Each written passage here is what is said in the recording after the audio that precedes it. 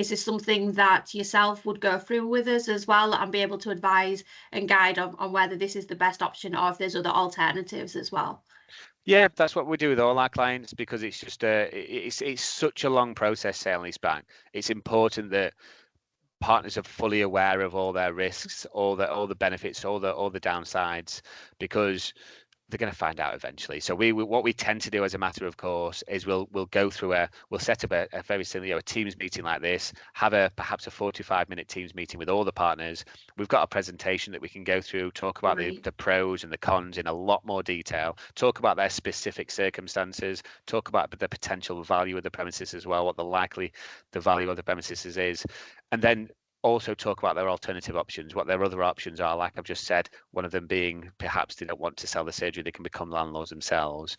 But really, it's just we can't make their decision for them. We can give them all the facts, but it's completely their decision. It depends on I guess it depends on how stressful they find property ownership. Some find it more stressful than others. Some just like the fact that they own the premises. They enjoy the investment side of things.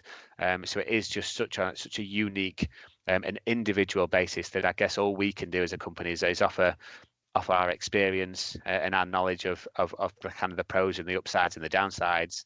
But ultimately, it's going to be the partner's decision, and it can be quite difficult when you've got multiple partners, because you might have 5 partners, and there might be 2 partners that really want to go through sale and leaseback, and 3 that really don't. And then that's just a discussion that they're going to have as a partnership. We can give as much information as we can, but ultimately, it's going to be their decision on what they want to do and what they decide. Fantastic. And just one final question. Is there anything else that we need to know about sale and leaseback?